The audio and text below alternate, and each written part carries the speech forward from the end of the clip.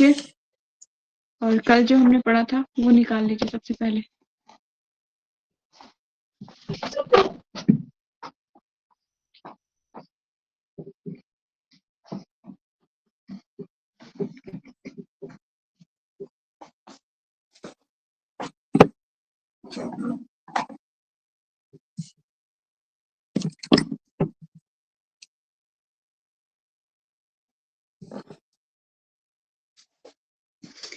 Yes,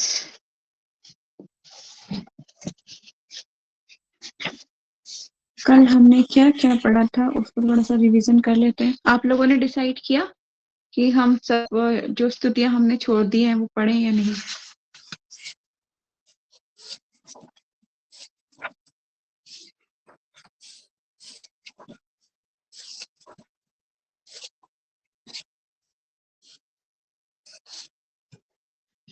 तो उसकी महिमा ये श्लोक सामने कर लिए थे। कल हम बढ़े थे आगे स्टोरीज के ऊपर। चैप्टर नंबर 7 करा था कल हमने। चैतन्य महाप्रभु के बारे में कुछ पढ़ा था हमने, इसके बारे में कि चैतन्य महाप्रभु राधा कृष्ण की परम माधुरी का आस्वादन करके सारे जड़ जगत के जीवों को वह परम सौभाग्य प्रदान कर लाभान्वित करते हैं। श्री धाम वृंदावन की कुछ लीलाओं के बारे में हमने पढ़ा था। वृंदावन धाम क्यों प्रकट हुआ था? क्वेश्चन है मेरा आप लोगों से। उसका मतलब वृंदावन धाम को वृंदावन धाम क्यों कहते हैं?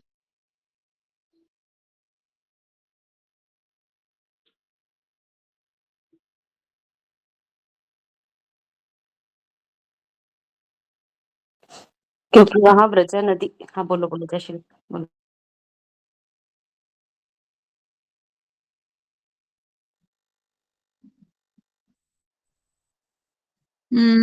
यस। वृंदा देवी के पिताजी का क्या नाम था? और वो कौन से मनवंतर में आए थे?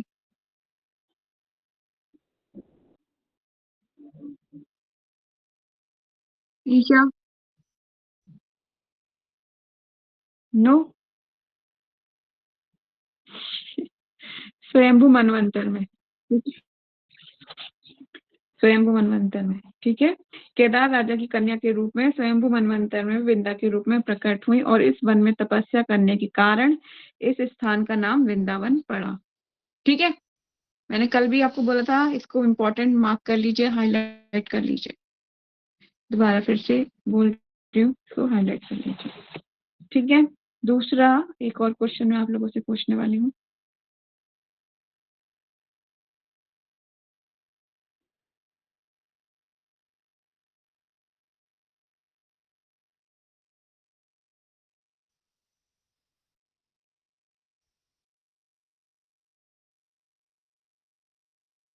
वृंदा देवी का काम क्या है भगवान की लीला में? बहुत सारे काम है।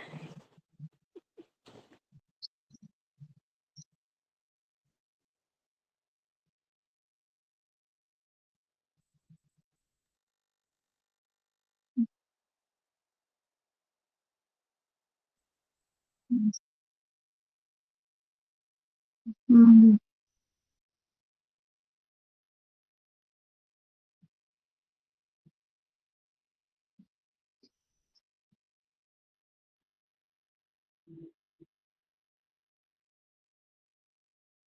हम्म,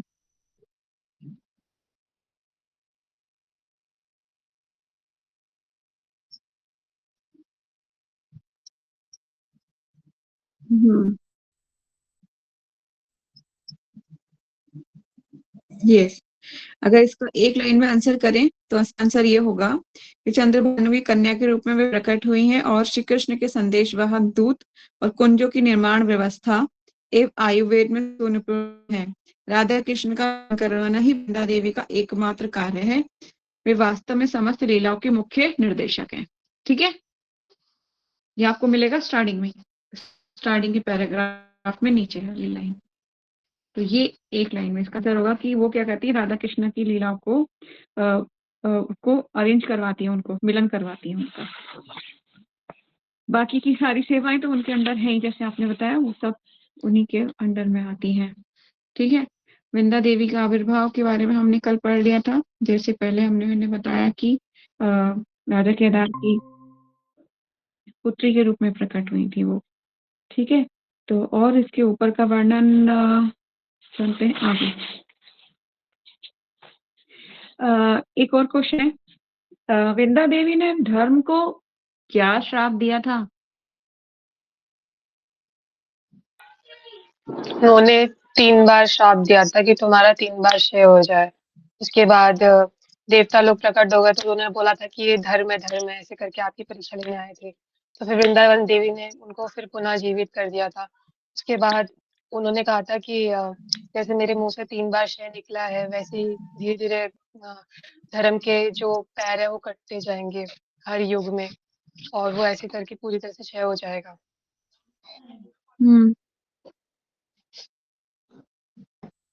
श्राप का वर्डिंग क्या थे वो मुझे जानना है बस आपसे। उन्होंने क्या क्या श्राप दिया था? श्राप की वाणी क्या थी?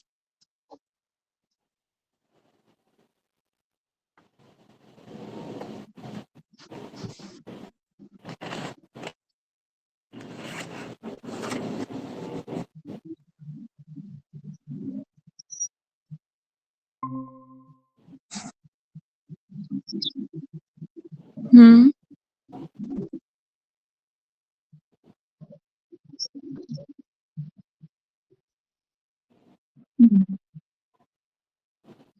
हाँ, उन्होंने ये 3 बार तो बोला, जैसे ईशा ने बोला, ठीक बोला था। पर उन्होंने एक जो वर्डिंग थी उनकी ये थी, हे नीच ब्राह्मण तुम्हारा नाश हो जाए, हे पापिष्ट तुम नष्ट हो जाओ। मतलब नष्ट हो जाओ, धर्म को नष्ट होने के लिए बोल रही है वो, है ना। तो धर्म धर्म नष्ट हो जाएगा तो बड़ी कैसे पृथ्वी कांपने लगेगी ना, इसलिए बोले कि तुम नष्ट हो जाओ और हे दुराचारी तुम्हारा क्षय हो जाए। ऐसे 3 बार उन्होंने श्राप दिया था। ठीक है। श्राप देने के बाद जैसे ईशा ने बताया कि जो है ब्रह्मा विष्णु महेश सारे आ गए थे। फिर उन्होंने बोला कि धर्म का नाश, क्योंकि जो धरा थी पृथ्वी देवी वो भी कांपने लगी थी, तो उनकी धर्म का नाश हो जाएगा तो मतलब पृथ्वी का जो संतुलन है वो बिगड़ जाएगा।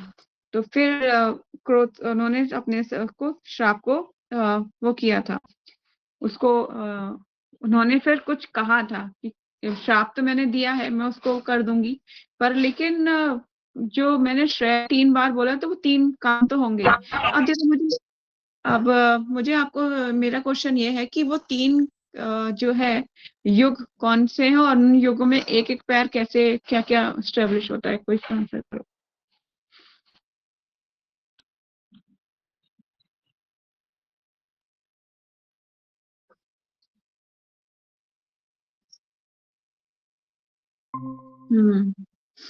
गुड।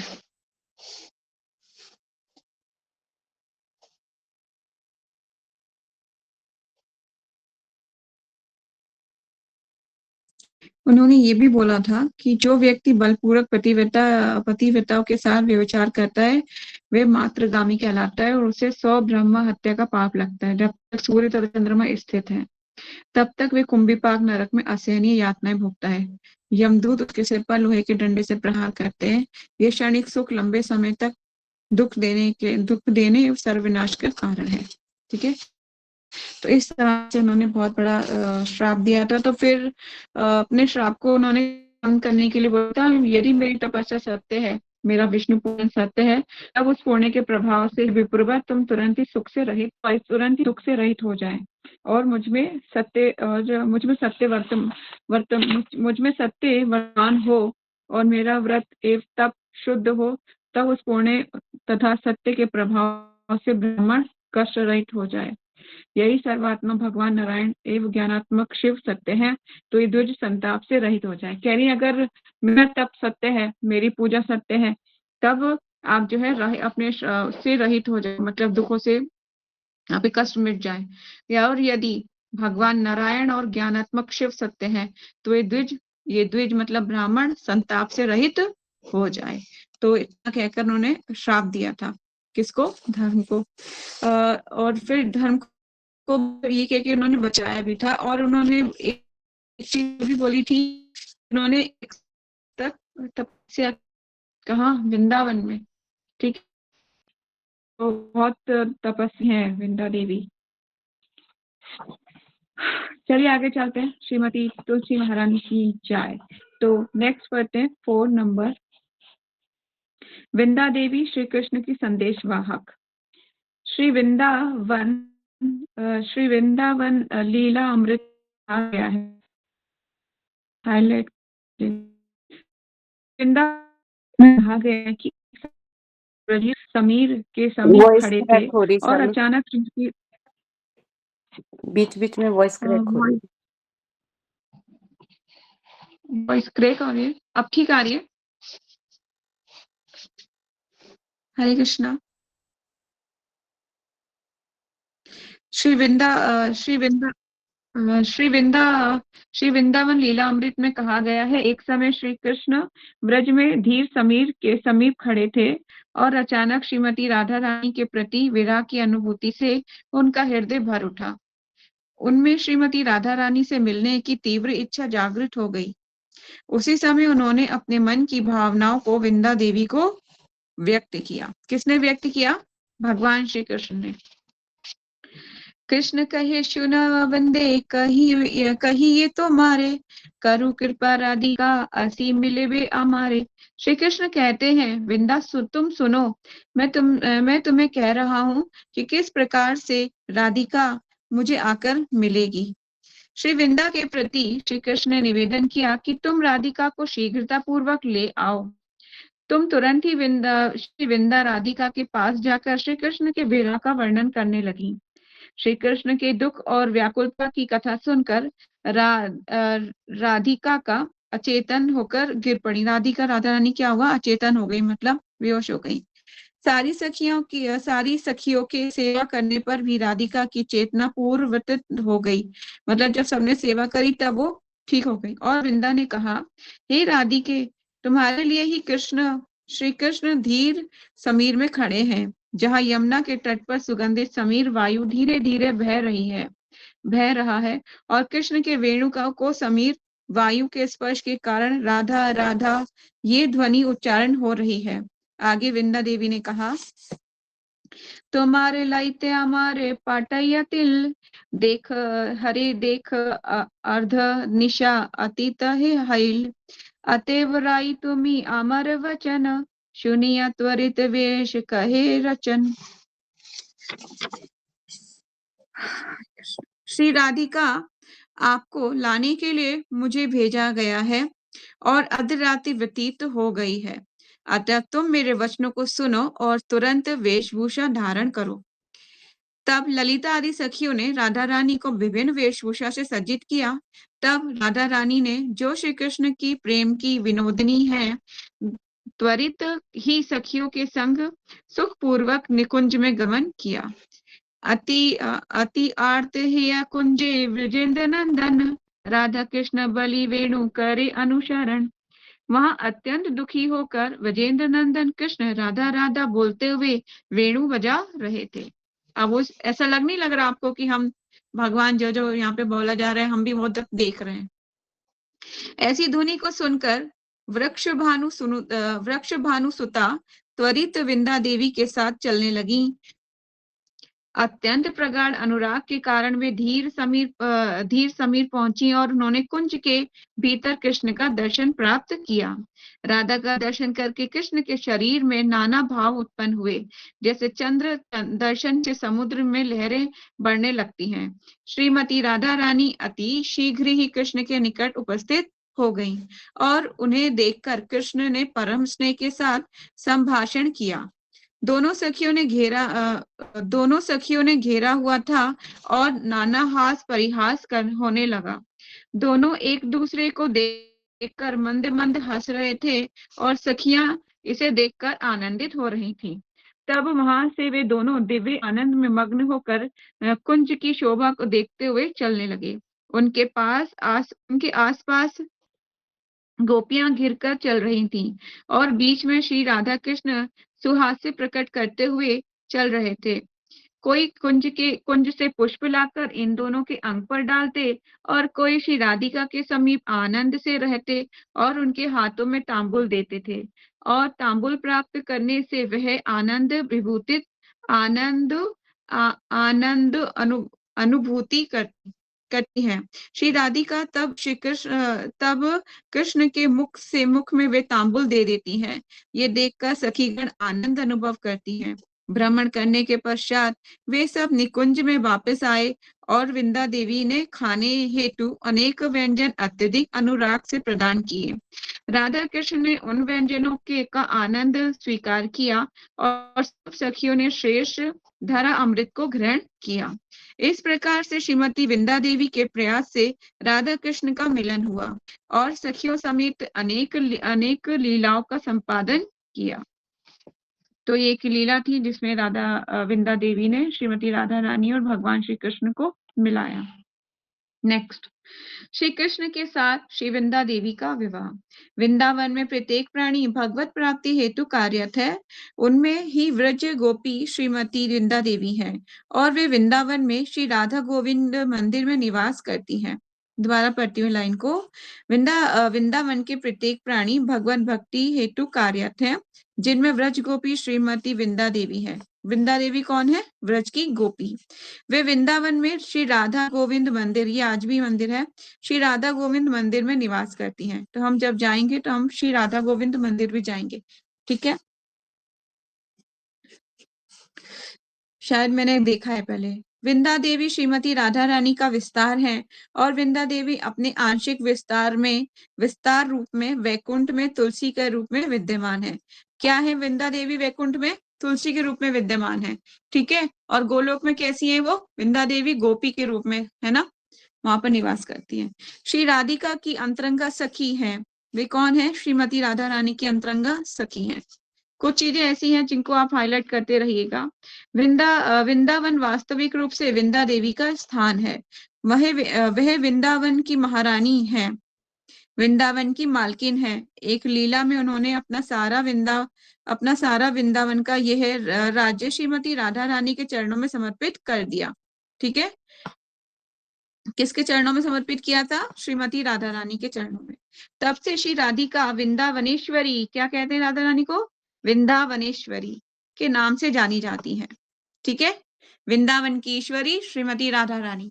तो वृंदा देवी ने अपना सारा क्या दे दिया? राधा रानी को समर्पित कर दिया, अपना सारा वैभव। उन्होंने जो लीला में अपना सारा वृंदावन किसको दे दिया? श्रीमती राधा रानी के चरणों में समर्पित कर दिया। तब से श्रीमती राधा रानी को क्या कहते हैं? श्री राधिका वृंदावनेश्वरी के नाम से जानी जाती हैं। और कृष्ण असली राजा है, ठीक है? तो वहां पे भगवान कृष्ण की नहीं चलती, वहां किसकी चलती है? राधा रानी की। तो क्या बोलते हैं? राधे राधे, ठीक है ना? चलिए, एक दिन श्रीमती राधिका ने सोचा विंदा देवी अत्यंत अद्भुत है। उसने मुझे सब कुछ प्रदान किया, जिसकी जमीन, राज्य और वह सदैव मेरी सर्व आकृष्ट सहायिका है और कृष्ण के साथ मेरे मिलन में हमेशा सुव्यवस्था करती हैं। श्री राधिका सोचने लगी कि उनके इन अनेक सेवाओं के बदले में किस प्रकार से अपना प्रेम प्रदर्शित करूं। जब कोई इतनी सेवा करता है तो हमारा भी मन करता है ना कि हम उसको कैसे आदान प्रदान करें, कैसे हम उसके लिए क्या करें उसके लिए। तो इसी तरह से राधा रानी के मन में भी ऐसी भावना आई। ये सोचने के उपरांत एक दिन श्री राधिका जी ने अपनी सारी अंतरंगा सखियों को बुलाया, जैसे ललिता, विशाखा आदि, और एक योजना बनाई। उन्होंने एक सुंदर सिंहासन बनवाया जिस पर 2 व्यक्ति बैठ सके। जब विंदा देवी वहां पहुंची तब उन्होंने आसन पर इस प्रकार से बिठाया ताकि उनके मन में कोई संदेह न आए। जैसे ही विंदा देवी आसन पर बैठी, उसी समय तुरंत ही विशाखा आदि गोपियों ने कृष्ण को लाकर विंदा देवी के साथ बिठा दिया, ठीक है? श्री ललिता देवी ने पुरोहित का कार्य संभाला। किसने पुरोहित का कार्य संभाला? ललिता देवी ने। और विवाह के उपयुक्त मंत्रों का उच्चारण किया। स्वयं राधिका ने विंदा देवी और कृष्ण के बीच विवाह की माला का आदान प्रदान किया और विवाह संपन्न करवाया। इस प्रकार से यह अद्भुत विवाह समारोह हुआ, ठीक है? लीलाओं में ऐसी होती रहती है, मतलब ऐसी कहानियां आती हैं काफी सारी। ठीक है। तो इस तरह से उन्होंने अपनी विंदा देवी को के साथ आदान प्रदान किया, मतलब उनको कुछ देना चाहती थी, तो उन्होंने कहा इससे बड़ी चीज क्या हो सकती है कि मैं इनका विवाह ही कर दूं। है तो उनकी विस्तारित राधा रानी का ही विस्तार रूप है विंदा देवी, पर लीलाओं में आस्वादन लेने के लिए ऐसी लीलाएं घटती हैं। काम्यवन, काम्यवन चलते हैं अब हम। काम्यवन में श्रीमती विंदा देवी। भगवान श्री कृष्ण व्रज में नाना प्रकार की लीलाओं का संपादन करने के बाद पार्षदों सह अपने स्वधाम गोलोक वृंदावन को गमन करते हैं। ठीक है। तब भौम वृंदावन, भौम वृंदावन कौन सा है? इस पृथ्वी पर है जो भौम वृंदावन। ठीक है। तो भौम वृंदावन की लीला स्थलियां अप्रकट हो जाती हैं। भगवान के पौपुत्र वजब नाभ इन लीला स्थलियों का प्रकट करके व्रज में कई नई विग्रहों की स्थापना करते हैं। ये बात सच है, आज भी आप देखेंगे ग्लोरीज ऑफ वृंदावन एक बुक है, उसमें सारी लीलाएं और अच्छे से लिखी हुई है। तो वृंदावन की लीलाएं अप्रकट कब हो गई थी? जब भगवान गोलोक चले गए थे। फिर भौम वृंदावन में दोबारा किसको लीलाओं को कैसे प्रकट किया? लीला स्थलियों को भगवान के प्रपौत्र व्रजनाभ ने। ठीक है। व्रजनाभ ने लगभग 5000 वर्ष पूर्व श्री वृंदा देवी के विग्रह की स्थापना की थी, परंतु कालांतर में वह विग्रह भी अप्रकट हो गया, मतलब अप्रकट हो गया वो विग्रह। श्री चैतन्य महाप्रभु ने अपने मुख्य पार्षदों में से रूप सनातन को लीला स्थलियों की खोज करने और विग्रह सेवा की स्थापना हेतु भक्ति ग्रंथों के संकलन करने का आदेश प्रदान करते हैं। जब वे दोनों व्रज में आकर निवास करने लगे तो रात दिन भगवत विराम में व्रज का भ्रमण करने लगे और सनातन गोस्वामी को श्री मदन मोहन और रूप गोस्वामी को श्री गोविंद देव के विग्रह प्राप्त हुए। अब ये बहुत इंपॉर्टेंट है, हाईलाइट कर लीजिए। ठीक है। मैं आपसे कभी भी पूछ सकती हूँ और ये हमेशा काम आएगा आपको। सनातन गोस्वामी के विग्रह कौन से हैं? श्री मदन मोहन। हमने दर्शन किए ना मदन मोहन टेम्पल के, किए थे। बहुत सुंदर से ब्लूइश कृष्णा थे, ब्लूइश कृष्णा। वहां पे एक कुआं भी था जिसका जल मीठा होता है। पूरे ब्रजमंडल में नमकीन जल है पर उस कुएं का जल मीठा है। ठीक है। सनातन गोस्वामी के विग्रह हैं श्री मदन मोहन। श्री रूप गोस्वामी के विग्रह हैं श्री गोविंद देव। ठीक है। Very important. के विग्रह प्राप्त हुए। श्री रूप गोस्वामी को किस प्रकार से वृंदा देवी का विग्रह प्राप्त हुआ, इसका वर्णन श्री नरहरि सरकार ठाकुर अपने ग्रंथ भक्ति रत्नाकर में करते हैं। देखिए यहाँ पर जितने भी शास्त्रों का वर्णन हुआ है, दिस इज ऑल आर मतलब सारे वैलिड हैं, ऑथेंटिक हैं। ठीक है। तो इसमें कोई भी डाउट और कोई भी वो नहीं होना चाहिए, आपका कोई संशय नहीं होना चाहिए। आगे कहते हैं श्री स्वप्न अच्छे जनाइला ब्रह्म कुंड तटे हेते तारे प्रकाशिला। श्री विंदा देवी वीर शोभा महिमा अपार सर्व कार्य सिद्धि हेले कृष्ण हेले कृपा तार। श्री रूप गोस्वामी श्री विंदा देवी के स्वप्न देव प्रदान किया। रूप गोस्वामी को क्या हुआ था? श्री विंदा देवी ने स्वप्न में दर्शन दिया, स्वप्न दर्शन प्रदान किया और ब्रह्म कुंड से रूप गोस्वामी को उनकी प्राप्ति हुई। कहाँ से हुई? ब्रह्म कुंड से देवी की प्राप्ति हुई। किसको? रूप गोस्वामी को। ठीक है। विंदा देवी की शोभा एवं महिमा अपार है और उनकी कृपा से व्यक्ति सारे कार्यों में सफलता प्राप्त करता है।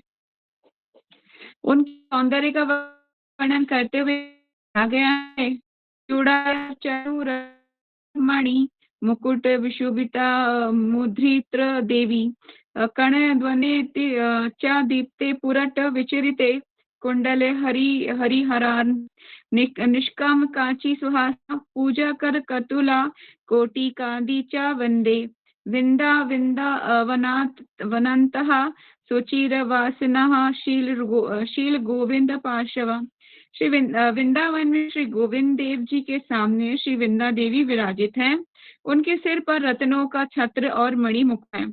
उनके दोनों कड़ों में स्वर्ण के उज्जवल कुंडल हैं और उनके वृक्ष स्थल पर सुंदर हार शोभामान है। कटी प्रदेश में चंद्रहार और हाथों में सुंदर कंगन धारण करके चरणों में अत्यंत अद्भुत नुपुर पहनी हुई हैं। अति मनोहर वस्त्रों से आभूषिता श्री वृंदा देवी की मैं वंदना करता हूँ।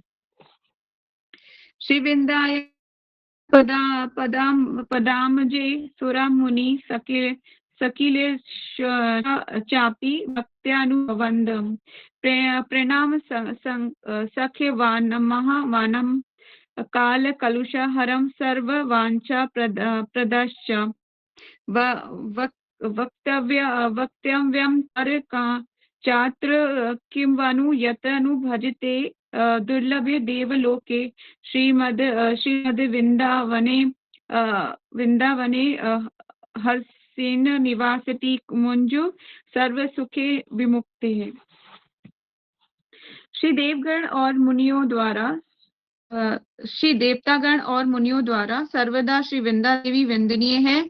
श्री विंदा देवी के पदों की यदि अत्यंत प्रेम पूर्व भाव से सेवा करते हैं तब कलयुग के सारे कलमशों को दूर करके सर्व इच्छाओं की पूर्ति करती हैं। ऐसी विंदा देवी के चरण कमलों की नित्य सेवा से भजन परायण व्यक्ति सभी दुखों से मुक्त होकर देवताओं के लिए भी दुर्लभ श्री वृंदावन में वास करेगा। कौन वास करेगा वृंदावन में?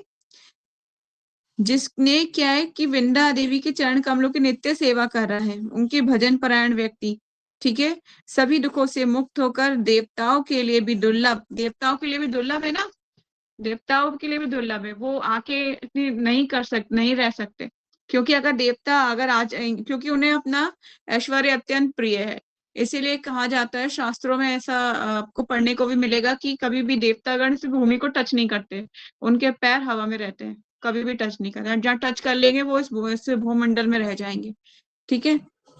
तो वृंदावन में वास करेगा वो व्यक्ति जो श्रीमती विंदा देवी के परायण होगा, भजन परायण व्यक्ति।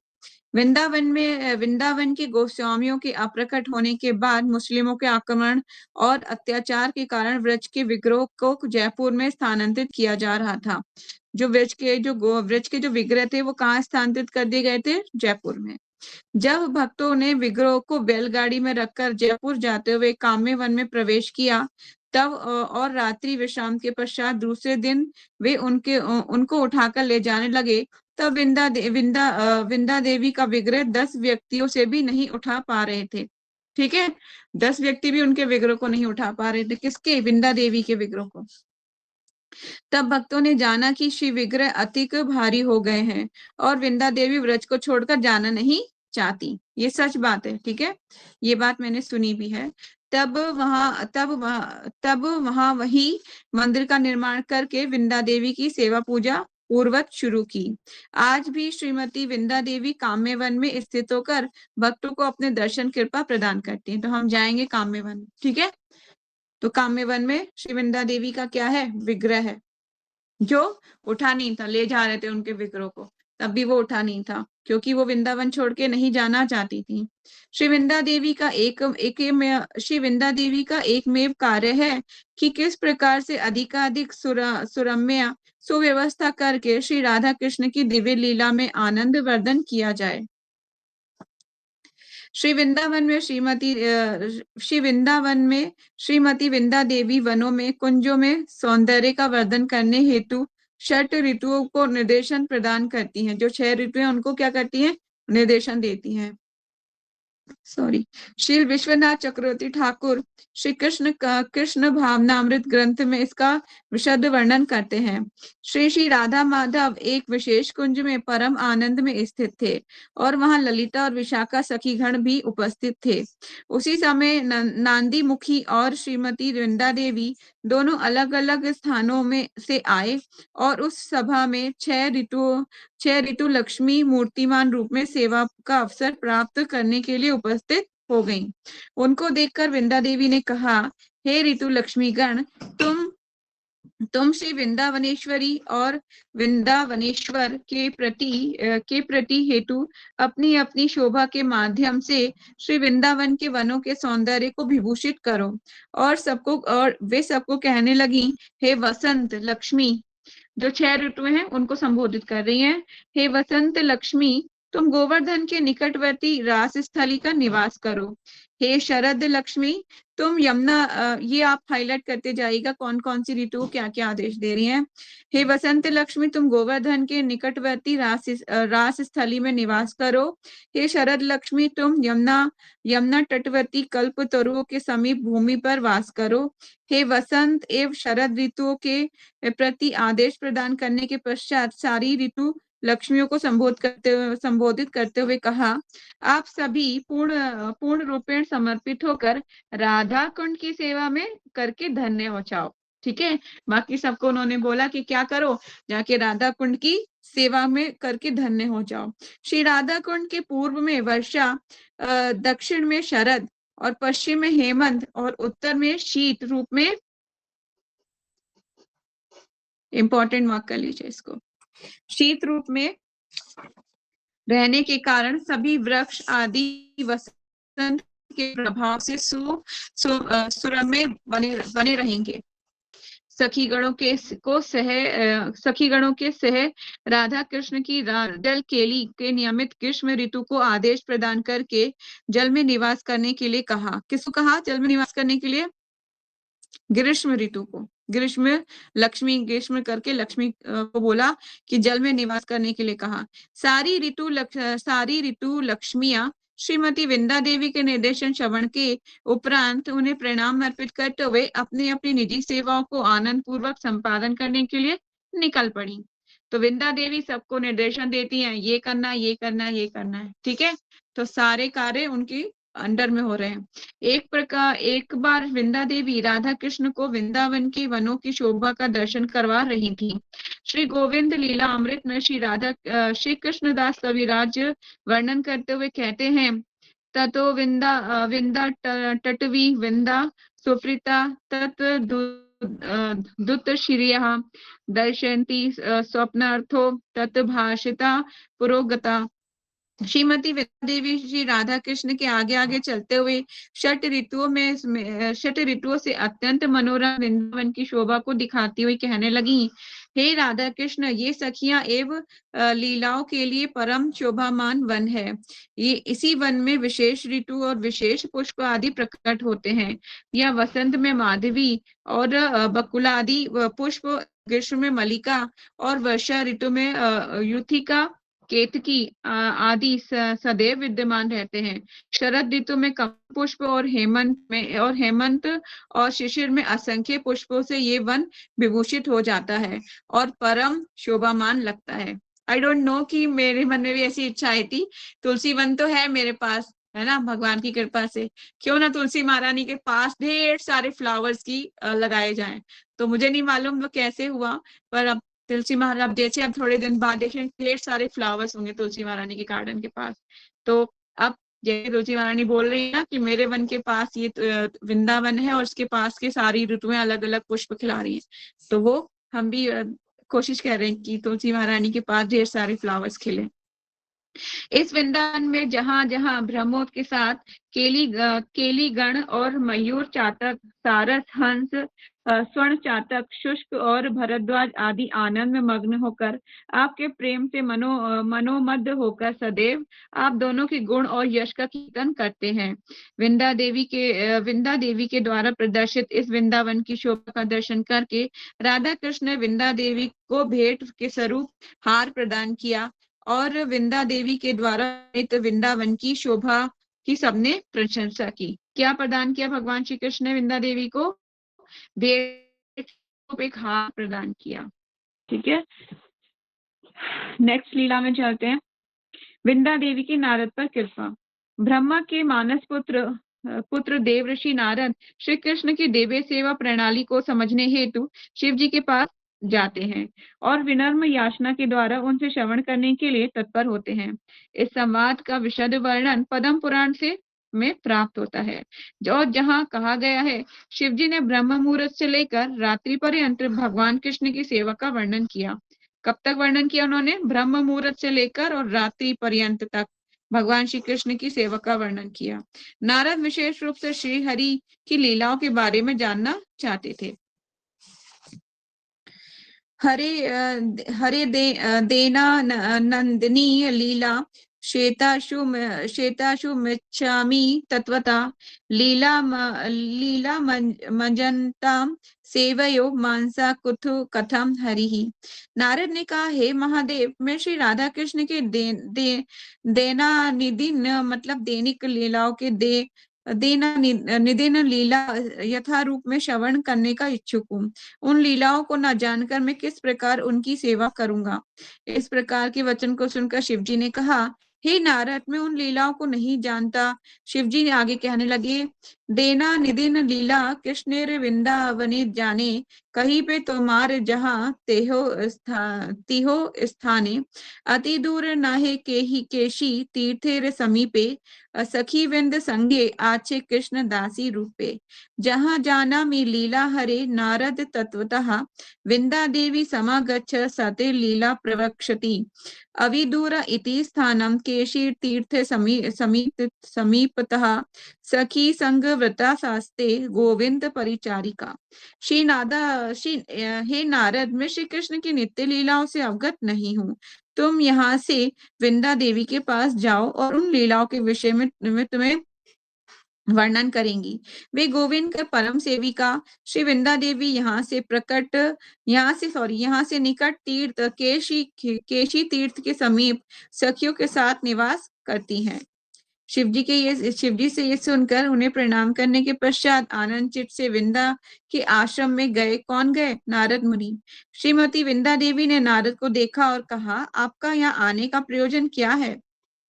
नारद कहने, अपनार विवरण नित्य लीला तुम्हारे स्थाने करी श्रवण।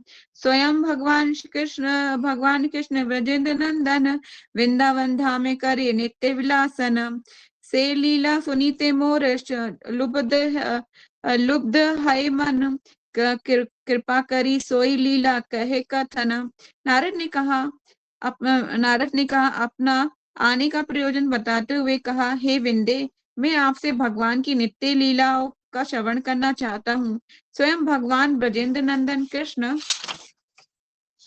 वृंदावन में नित्य लीला प्रकट करते हैं और मेरा मन उन लीलाओं को सुनने के लिए ललायित हो उठा है। कृपा करके उन लीलाओं का वर्णन करो। ये सुनकर विंदा देवी ने कहा, हे नारद, आप कृष्ण के भक्त हैं और कृष्ण की ये लीलाएं अत्यंत गोपनीय हैं। मैं उनको व्यक्त करूंगी, परंतु उनको किसी के पास प्रकाशित मत करो। कह रही कि बहुत गुप्त लीलाएं, किसी के सामने प्रकाशित मत करना।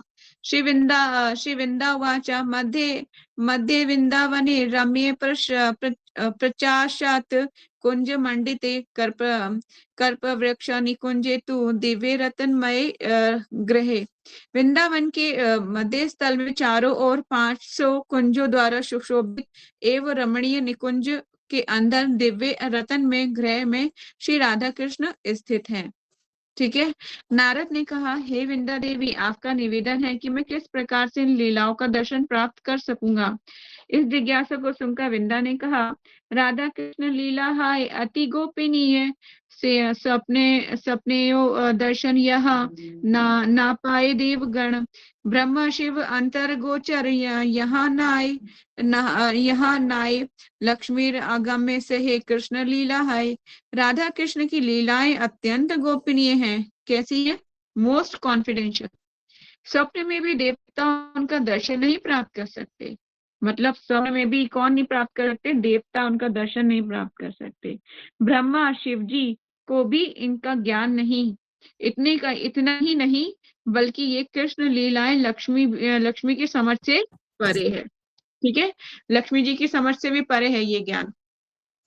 ठीक है, तो बोला जाता है कि आज भी लक्ष्मी देवी कहाँ तपस्या कर रही हैं? बेलवन में तपस्या कर रही हैं। क्यों तपस्या कर रही हैं? भगवान श्री कृष्ण की लीलाओं में, रासलीला में पार्टिसिपेट करने के लिए। ठीक है, तो आज भी तपस्या कर रही है लक्ष्मी देवी, क्योंकि वो अपना ऐश्वर्य के साथ वहां पे में एंटर करना चाहती थी, पर उनको लीलाओं में एंट्री नहीं मिली।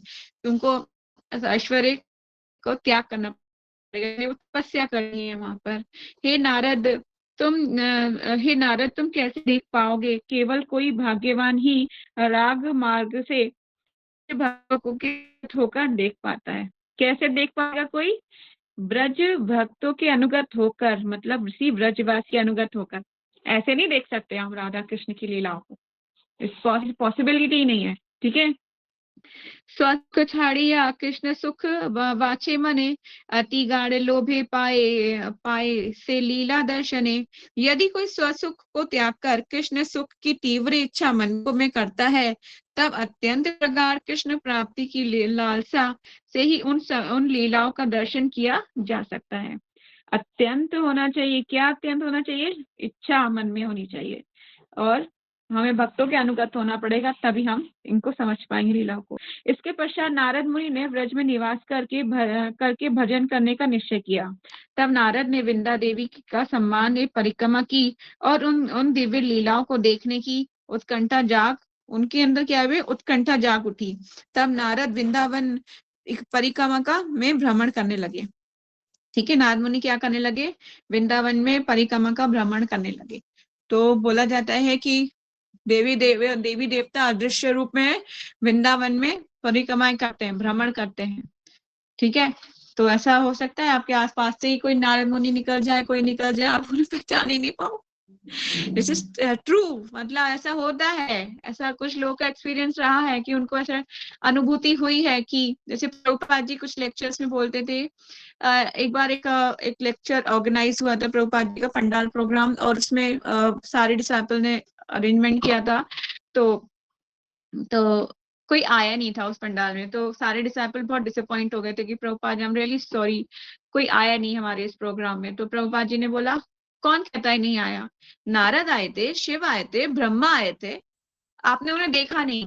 तो प्रभुपाद जी ने हमेशा उनको बोलते थे, आप जो है एक व्यास आसन मेरे लिए बनाते हैं, तो उन लोगों के लिए भी आसन बना के रखो जो देवी देवता आते हैं देख सुनने के लिए।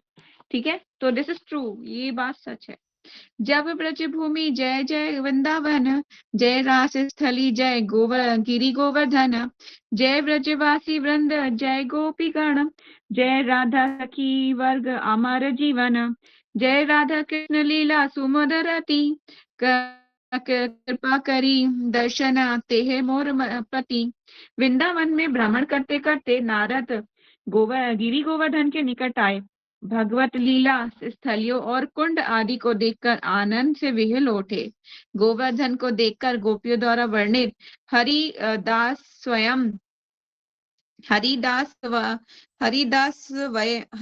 वयम भक्ति उक्ति स्मरण हो आई। फिर वे गोवर्धन से हृदय पूर्वक प्रार्थना करने लगे। ठीक है। क्या प्रार्थना करें? ओहे गोवर्धन सुनो ए निवेदन, कृपा करी कर मोर अभिष्ट पूर्ण। ये प्रार्थना हमें भी करनी चाहिए, आपको नहीं लगता? ये प्रार्थना हमें भी करनी चाहिए। हे गोवर्धन, कृपा करके मेरी मनोवांछित अभिलाषा की पूर्ति कीजिए, ये मेरा आपके प्रति सादर निवेदन है। याद कर लीजिए इस प्रार्थना को। ओहे गोवर्धन सुनो यही निवेदन, कृपा करी कर मोर अभिष्ट पूर्ण। मेरा अभिष्ट क्या है? मेरा अभिष्ट है श्री राधा कृष्ण के चरण कमलों की सेवा। ठीक है। ये अभिष्ट पूर्ण है। तो तुलसीमान से प्रार्थना कीजिए कि वो आपको भगवान की लीलाओं में कुछ सेवा प्रदान करें। तब नारद ने कुमकुम सरोवर के नजदीक गोवर्धन की तलहाटी में शिव जी से प्राप्त मंत्र का उच्चारण और ध्यान करते हुए कठोर तपस्या की। वृंदा देवी जब नारद को इस तप को और तीव्र लालसा को देखा, तब उनके पास गई। नारद ने वृंदा देवी को देखते ही प्रणाम अर्पित किया और राधा कृष्ण की दिव्य लीलाओं का अवलोकन करने की अपनी तीव्र लालसा को पुनः प्रकट किया। वृंदा देवी ने यह सुनकर उनसे कहा, हे नारद, इस पुरुष देह ये असंभव है। कह रही जो तुमने पुरुष की जो देह धारण करी हुई है ना, इसमें ये असंभव है कि तुम राधा कृष्ण की लीलाओं को देख सको। आगे चलते हैं। जब नारद को लेकर वह कुसुम सरोवर में चली गई, वहां नारद ने स्नान करने के उपरांत तुरंत ही एक सौंदर्यवती रमणीय गोपी का दिव्य रूप धारण करा। ठीक है। इसी तरह से जो गोपेश्वर महादेव है, उन्होंने भी ऐसी किया था। ठीक है। एक रमणीय गोपी का दिव्य रूप धारण किया। तब वे नांदी गोपी कहलाई। कौन सी गोपी कहलाई? नांदी गोपी, नारदी गोपी, तब वृंदा देवी तुरंत ही नारदीय गोपी को राधा कुंड पर ले गईं, जहां नारद ने श्री राधा कृष्ण की अष्टकालीय लीलाओं का दर्शन प्राप्त किया। कृष्ण ने नारद को देखकर उनसे निवेदन किया, हे नारद, गोवर्धन की तलहटी में ही निवास करो और संपूर्ण मानव समाज के कल्याण हेतु भक्ति ग्रंथों की रचना करो। इसके बाद वृंदा देवी नारद को पुनः कुसुम सरोवर से ले आई और नारद ने स्नान करते ही अपना पुरुष देह प्राप्त किया और ब्रज में निवास करते हुए नारद भक्ति सूत्र, ये ग्रंथ है भक्ति सूत्र, नारद भक्ति सूत्र है मेरे पास, ये नारद भक्ति सूत्र नामक महान ग्रंथ रचना करी। इस देवी की अहेतु की कृपा के कारण देवऋषि नारद भगवान ब्रजेंद्र नंदन श्याम सुंदर कृष्ण के नित्य लीलाओं का दर्शन करने के परम सौभाग्य प्राप्त हुआ। श्रीमती वृंदा देवी की जय। ठीक है, तो कोई क्वेश्चन है, कोई डाउट है तो आप काम दे सकते हैं। अभी हमारे पास है 6 मिनट।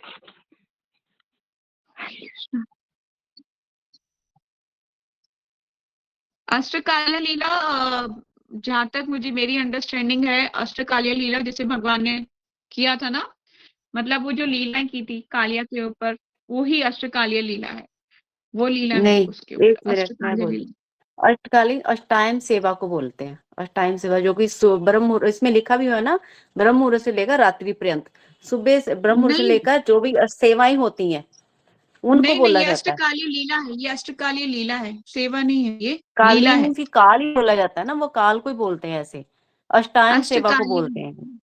नहीं नहीं नहीं, ये गलत है, ये सही नहीं है।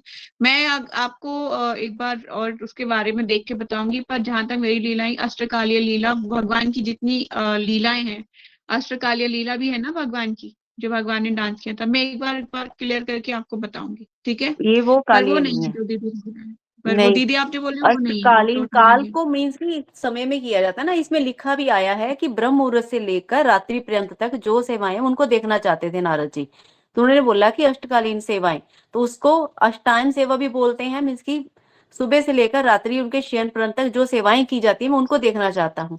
तभी उन्होंने वो देखा, तभी उन्होंने फिर वो नारद पंचरात्र विधि लिखी बुक, कि कैसे कैसे भगवान की सेवा की जाती है। आई थिंक नहीं तो अभी यही है, यहाँ पे क्योंकि इसको पढ़ने के बाद तो ये नहीं, पता चलता है। नहीं इस बारे में मैं एक बार बात करके बताऊंगी, अभी इसके बारे में थोड़ा कंफ्यूजन है, इसको एकदम राइट नहीं बोला जा सकता, ठीक है। मैं आपको इसके बारे में बताऊंगी। और कोई डाउट है?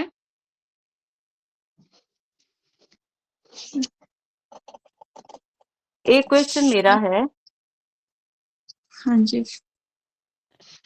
जैसे कि हाँ, इसमें अब पढ़ने से पता चला कि तुलसी महारानी की महिमा का जैसे भी है कि भी कितनी सावधानी से इनका यूज करना चाहिए। और जैसे मार्केट में कुछ तुलसी एक्सट्रैक्ट अवेलेबल होते हैं, लोग उनका भी इस्तेमाल करते हैं, तो क्या वो करने सही है? नहीं, वो मना किया है, प्रभु जी ने बिल्कुल मना कर दिया कि तुलसी एक्सट्रैक्ट के, तुलसी के आते हैं कि सोप्स में भी आते हैं, और वो सब यूज नहीं करने चाहिए, उससे आपको पाप सोप्स का लगेगा जो तो चलो सोप में नहीं, है। और जैसे कहते हैं ना ड्रॉप्स है, जो तुलसी ड्रॉप्स है, प्यूरिफिकेशन के लिए यूज कर लो, तो क्योंकि इसको पढ़ने के बाद मुझे भी लगता है कि शायद वो नहीं यूज करने चाहिए, but I want to be confirm. नहीं, मना किया था प्रभु जी ने, कोई भी चीजें इस तरह से जो उनको तुलसी माने को हार्म करके बनाए जा रहे हैं प्रोडक्ट, वो यूज नहीं करने हाँ, चाहिए, जो उनको किसी भी तरीके से नुकसान पहुंचा के यूज, तो वो मना किया है। ठीक ठीक।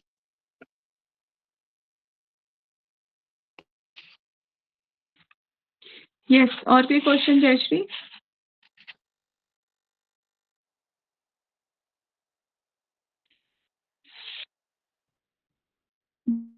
ठीक है, फिर यही वाइंड अप करते हैं, कल पढ़ेंगे।